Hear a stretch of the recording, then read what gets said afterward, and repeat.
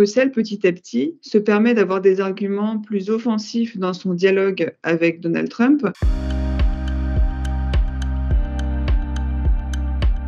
La menace qu'a évoquée Donald Trump avant d'être élu et qu'il a re-agitée ces derniers jours, c'est celle de tarifs douaniers supplémentaires.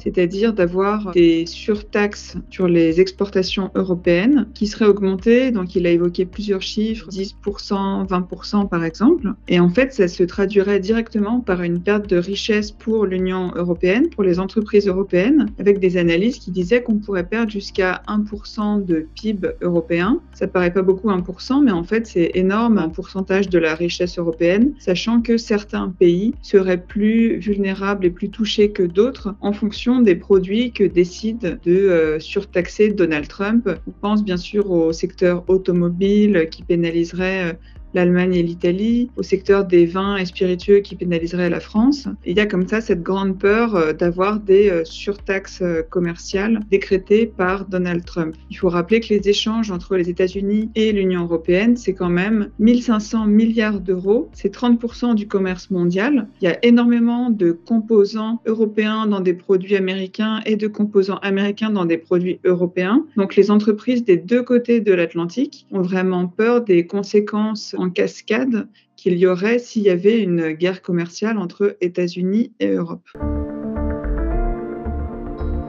Bruxelles a d'abord choisi la voie de la prudence en choisissant de ne pas surréagir à toutes les déclarations de Donald Trump qui, pour le moment, a beaucoup agité des menaces. Et on sait que c'est quelqu'un qui manie beaucoup la provocation dans la négociation parce qu'il fait exprès de commencer avec une base de négociation très haute pour obtenir un résultat moins élevé. Néanmoins, récemment, Ursula von der Leyen s'est exprimée pour la première fois en disant qu'elle allait être pragmatique dans ses discussions avec les États-Unis, mais que l'Europe n'allait pas renoncer à protéger ses intérêts et ses valeurs pour négocier. Elle a rappelé à quel point les deux économies étaient très interdépendantes l'une de l'autre. Et donc, Bruxelles, petit à petit, se permet d'avoir des arguments plus offensifs dans son dialogue avec Donald Trump, de rappeler que si nous, on mettait en place les mêmes mesures que eux veulent mettre en place, ça pénaliserait beaucoup les entreprises américaines et l'Union européenne. Ce qui est intéressant, c'est qu'elle se positionne aussi comme contre-modèle en disant, puisque les États-Unis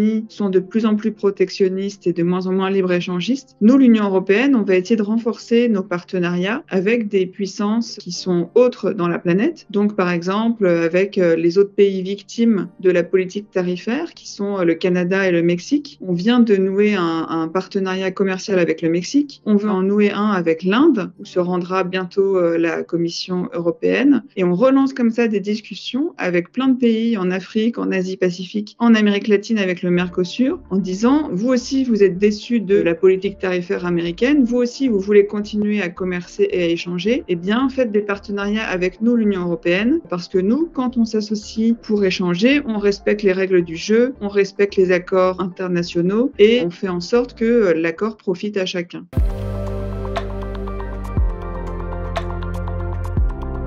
Ces dernières années, Ursula von der Leyen et plus généralement la Commission européenne avaient un peu calqué sa politique sur la fermeté américaine, c'est-à-dire que l'administration Biden, dont on sait qu'il y avait des liens très forts avec Ursula von der Leyen, elle était très ferme vis-à-vis de la Chine et les États-Unis attendaient de nous, Européens, qu'on fasse pareil que derrière eux, qu'on restreigne un peu nos échanges avec la Chine. Et là, ce qui est intéressant, c'est qu'Ursula von der Leyen, pour la première fois, a un discours beaucoup plus conciliant en disant qu'il est temps d'essayer de réinventer notre partenariat avec la Chine, en gros de mettre de côté les problèmes du passé et de trouver des compromis ensemble. Alors que ces dernières années, on avait plutôt ouvert des enquêtes contre la Chine sur ses surcapacités chinoises pour par exemple les empêcher de continuer à exporter en Europe des véhicules électriques sursubventionnés. On avait comme ça pris plein de mesures beaucoup plus fermes face à Pékin et là pour la première fois, on voit que on est prêt à beaucoup plus commercer avec la Chine et c'est un vrai tournant sur la manière dont Bruxelles s'exprime vis-à-vis de Pékin.